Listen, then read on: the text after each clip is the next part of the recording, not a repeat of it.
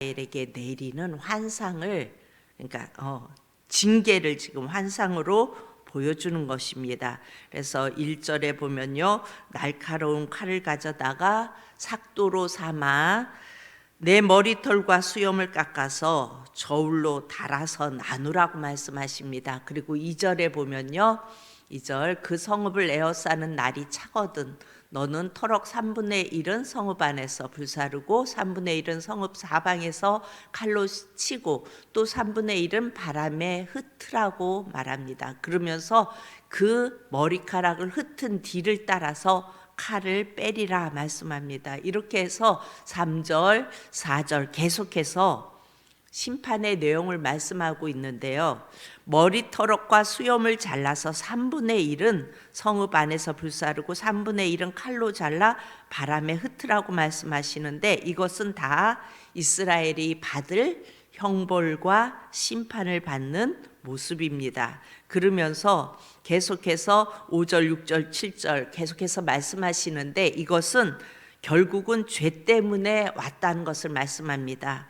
왜 예루살렘에서 이렇게 엄청난 징계를 하냐면 죄로 인한 예루살렘의 멸망의 모습을 이렇게 보여주는 것입니다. 그래서 실제로 예루살렘 안에서 죽는 자가 3분의 1이었고 또 적들의 칼에 죽은 자들이 3분의 1이었고 그리고 나머지 3분의 1이 온 세계로 흩어집니다. 디아스포라라고 말하죠.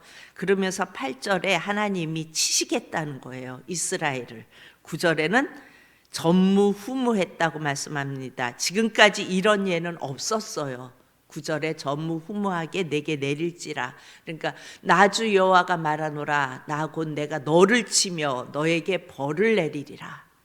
이런 일들이 전무후무하겠다 이렇게 말씀합니다. 그러니까 하나님이 너희에게 벌을 내리는데 어느 정도냐면 10절에 무서운 말씀이 나옵니다. 그리한즉 내 가운데서 아버지가 아들을 잡아먹고 아들이 그 아버지를 잡아먹으리라. 내가 벌을 내게 내리고 너희 중에 남은 자를 다 사방에 흩으리라. 여러분, 말이 그렇지 아버지가 자식을 잡아먹고 자식이 아버지를 잡아먹는 일, 얼마나 끔찍한 일이에요. 정말 무서운 하나님의 심판의 내용을 보는 겁니다. 이렇게 할 수 있는 모든 저주는 11절에 보면 다 퍼붓는 거예요. 그래서 예루살렘이 멸망할 때 성 안에서는 기근으로 서로가 잡아먹는 일이 있었어요. 목이 마르고 그 시온샘에서부터 이렇게 물이 들어와서 예루살렘 성 안으로 들어오게 되어 있죠. 근데 이 전쟁이 일어나고 바벨론이 쳐들어와서 바벨론 사람들이 성 안에 물이 들어가지 않으면 나중엔 다 죽잖아요. 그러니까 그 들어가는 시온샘 물을 막았다고 해요. 그러니까 물도 없죠, 먹을 것도 없죠. 그러니까 이제 굶어 죽고, 그러다 보니까 자식이 아버지가 자식을, 자식이 아버지를, 그래서 오늘은 너희 자식을 먹고 그 다음엔 이 집 자식을 먹고, 말이 그렇지 이게 얼마나 끔찍한 일이에요. 그래서 견디다 못해서 성 밖으로 도망쳐 나오면 바벨론 군대에 칼에 죽었어요. 또 그렇게 흩어져 도망친 자들도 어떻게 해요? 유대인의 학살. 그들이 세계로 흩어졌는데 유대인들을 엄청 학살했죠. 그래서 학살로 인해 죽음을 당했어요. 그러니까 예루살렘에 멸망할 때 이 상황이 그대로 이스라엘 임했어요. 왜 이런 일이 임했을까요? 왜 이렇게 비참하게 우리가 이스라엘 성지를 가보기도 하고 또 세계 이런 독일에 가도 그게 있더라고요. 그 이스라엘 민족들을 기름으로 짜고 막 이렇게 죽였던 그런 것들을 이렇게 기념관이라고 해야 되나? 이 기념관도 아니죠. 이걸 뭐라고 해야 돼요? 이걸 보고 이런 일이 있으면 안 되겠다라는 어떤 그런 걸로 만들어 놓았겠죠. 그런 것들이 이렇게 있더라고요. 그러니까 이런 엄청난 일이 왜 이스라엘에게 일어났을까요? 예루살렘이 이렇게 처참하게 심판받는 이유는 바로 내 성소를 더럽혔기 때문이라고 말씀합니다. 15절을 우리가 다 같이 봅니다. 15절 내 노와 붕과 중한 책망으로 내게 벌을 내린 중 너를 둘러싸고 있는 이방인들에게 네가 수치와 조롱거리가 되고 두려움과 경고가 되리라. 나 여호와의 말이니라. 이렇게 말씀합니다. 이 벌을 왜 내렸냐면 11절이네요. 우리 11절을 다 같이 봅니다. 11절. 그러므로 나 주 여호와가 말하노라. 내가 나의 삶을 두고 맹세하노니 네가 모든 미운 물건과 모든 가증한 일로 내 성소를 더럽혔은즉 나도 너를 아끼지 아니하며 긍휼을 베풀지 아니하고 미약하게 하리니.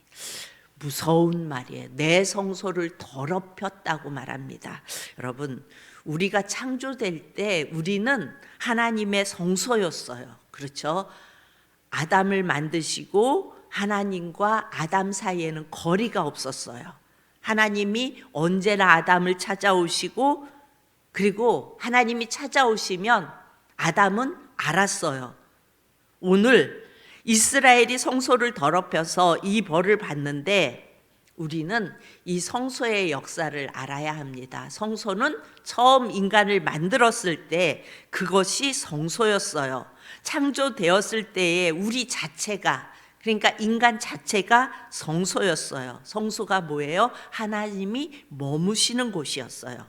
그런 인간이 성과 악의 판단자가 되어 성소가 더럽혀졌어요. 그 상태를 우리는 타락이라고 말하고 또 죄라고 말합니다. 죄는 항상 세 가지가 따라다닌다고 말했죠. 전염병, 기근, 칼. 그래서 타락한 인간은 어찌됐든 병으로 죽든 뭐로 죽든 죽음이 오게 되어져 있어요. 그리고 기근은 뭐예요? 모든 것에 메말라 있는 거예요. 삶에 메말라 있는 거, 정신적으로 메말라 있는 거, 그런 모든 것들이 오게 되어 있어요. 어찌되었든 우리 인생 속에서 이것을 피할 수가 없어요. 이건 뭐냐면 죽음을 피할 수가 없어요. 더럽혀진 성소, 죄로 타락한 인간은 이 심판을 피할 길이 없고 결국은 누구나 다 죽음을 맞이합니다. 그런 인간에게 하나님이 다시 예수라는 이름으로 찾아오셔서 더럽혀진 성소 안으로 들어오셨습니다. 원래 우리는 성소였어요. 그런데 그 성소를, 그 더럽혀진 성소를 회복시키러 오신 분이 예수님이십니다. 그 예수님이 우리 안에 계시면요, 전염병, 기근, 칼에 죽을 이유가 없어요. 죽음과 저주가 패스오버, 그러니까 유월이 돼요. 유월절 그러죠. 이건 넘어간 거예요. 그러니까 예수님이 이 죽음과 저주가 우리에게서 넘어가려면 우리 안에 누가 계셔야 합니까? 예수님이 계셔야 합니다. 여러분, 이스라엘은요, 지구상에 있는 많은 사람들 중에 하나님이 그들을 성소로 삼은 민족이었어요. 그러니까 처음에 아담과 하와를 지으시고 그 아담과 하와가 성소였어요. 그런데 그들이 선과 악을 판단하는 자가 됐죠. 타락했어요. 죄가 그들에게 들어왔어요. 그래서 하나님이 다시 어떻게 해요? 이스라엘의 많은 지구상의 인구 중에서 이스라엘을 하나님의 성소로 삼으셨어요. 근데 그들은 율법을 지켜서 구원을 얻는 길을 선택했고 본인들이 율법을 지킬 수 있다고 착각을 했어요. 율법을 주셨어요, 지키라고. 근데 그 율법은 하나님이 주신 이유가 이 율법은 너희가 지킬 수 없다는 것을 알게 하기 위해서 율법을 주셨는데 이스라엘 백성들은 그 율법을 자기들이 지킬 수 있다고 착각을 했다고요. 결국 이스라엘은 성소를 더럽힌 죄로 망한 겁니다. 멸망한 겁니다. 예수님이 그래서 다시 더럽혀진 그 성소를 회복시키려고 오셨는데 그들은 본인들이 율법을 지킬 수 있다고 착각했기에 예수님이 필요 없었어요. 예수님이 너희들은 율법을 지킬 수 없다, 나를 믿어야 한다, 회개하고 돌아와라 라고 말씀하시는데 그들은 무슨 소리야, 나는 지금까지 열심히 율법을 지켰는데. 그래서 이들은 예수님이 필요 없었고 결국 예수님을 죽음의 자리까지, 그 지경에까지 내몰게 한 그 도구의 역할을 한 자들이 누구예요? 이스라엘이에요. 오늘 우리가 이 5장의 14절에서 17절까지 보면은 이 무서운 심판 사역에서 벗어날 수 있는 길은 오직 한 길, 예수님을 영접하는 길밖에 없어요. 우리 엘베에 타고 올라오면 그 오직 한 길, 타고 올라가고 내려갈 때마다 그거 보면서 저는 은혜를 받고 있는데, 오직 한 길, 오직 한 길, 예수님밖에 없어요. 하나님은 우리가 예수님을 영접하면 부족한 나를 보는 것이 아니라, 그러니까 하나님이 우리가 예수님을 영접하면 우리의 부족함을 보는 것이 아니라 내 안에 계신 예수님을 보세요. 나를 보는 것이 아니라 예수님을 보세요. 그래서 보호받는 거예요. 만약에 하나님이 나를 보신다면 어때요? 죽음과 저주가 올 수밖에 없어요.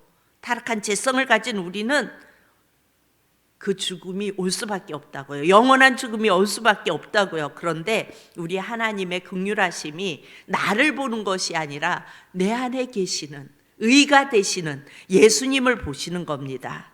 그래서 예수님을 주인으로 바꾸면 예수님 때문에 내가 깨끗한 성소가 되는 겁니다. 그래서 저주의 심판을 받을 이유가 없어요. 우리가 저주를 피할 수 있는 것이 아니라 예수님이 계셔서 넘어가는 거예요. 패스오버 하는 거예요. 우리의 삶이 나의 필요를 위해서, 만약에 계속해서 나의 필요를 위해서 주님을 바라본다면, 정확하게 말하면 우리는 신분의 변화가 없는 거예요. 여러분, 세상의 종교도 나의 필요를 위해서 빌고 나의 필요를 위하여 치성을 드려요. 그렇죠. 우리가 여전히 예수님을 나의 필요를 위해서 바라본다면 우리는 우리의 신분의 변화가 일어나지 않은 겁니다. 하나님의 자녀는요, 예수님이 내 안에 계실 때 가능한 거예요. 예수님이 내 안에 계시면 나의 필요를 채우기 위해서 예수님을 바라보는 것이 아니에요. 그 예수님이 나의 삶의 주인이 되시고 그 예수님의 뜻을 자꾸 묻고 그 예수님의 뜻대로, 그 말씀대로 순종하는 삶을 살아갑니다. 여러분, 나의 필요를 얻기 위해 주님을 돕는 자로 바라본다면 저주의 화살은 나를 피해가지 않아요. 정면으로 와서 나를 쏘아버립니다. 여러분, 하나님의 저주의 화살이 쏟아지지 않는 대상은 오직 예수님을 영접한 자이고 그 예수님이 내 안에 계셔서 나의 주인 되셔서 내 삶을 이끌어 가는 자입니다. 여러분, 우리 그런 말을 자꾸 하죠. 예수님과 동행해야 돼요. 예수님과 동행해야 돼요. 이게 확 물론 하시는 분들, 그렇게 삶을 살아가는 분들은 확 느끼는데, 그렇지 않는 자는 동행하는 게 함께 가는 건데, 함께 동행. 여러분, 쉽게 말하면 경험하는 거예요. 경험하는 거. 그러니까 예수님이 나의 삶의 주인이시잖아요. 그러면 예수님께 계속 묻고 예수님의 말씀을 묵상하고 그 말씀대로 살려고 하고, 예수님 이게 맞아요, 맞아요 자꾸 묻고, 이거 아닌 것, 예수님 어디를 갈 때 예수님 이 길을 가는데 함께 해주세요. 예수님 가서 어떤 말을 해야 할까요? 여기에 가서 말씀을 전해야 되는데 어떤 말씀을 전해야 할까요? 주님, 이런 아픔을 가진 자가 있는데 이 자를 만났을 때 어떤 위로를 해야 될까요? 이렇게 자꾸 물을 때 경험이 나와요. 그러니까 묻고 가면 주님이 하실 말이 생각나게 하시고 그 말을 하게 하시고, 이렇게 경험되어지는 게 동행하는 거라고요. 여러분, 아시죠? 예. 다 아시는데도 불구하고 자꾸 설명하고 싶어져요. 이렇게 살아야 되니까 예수님이 나의 주인 되심을 고백하며 우리는 늘 감사하며, 오늘도 그것을 경험해서 감사하고 그 영광을 하나님께 올려드리고, 그것이 성소된 삶이에요. 그래서 처음에 만드셨던 그 성소, 예수님이 내게 오셔서 회복된 성소, 처음에 만드신 성소는 정말 깨끗한 본 성소였는데 타락했죠. 죄가 들어왔죠. 그래서 나를 보면 저주의 화살이 피해가지 않아요. 근데 내 안에 계신 예수님을 보기 때문에 내게 와야 할 저주와 죽음이 피해가는 겁니다. 아멘. 오늘도 그 은혜를 누리며 내가 성소됨을 고백하며 내 안에 계신 주님을 바라보며 동행, 경험하는 한 날 되어질 수 있기를 축복합니다. 참 좋으신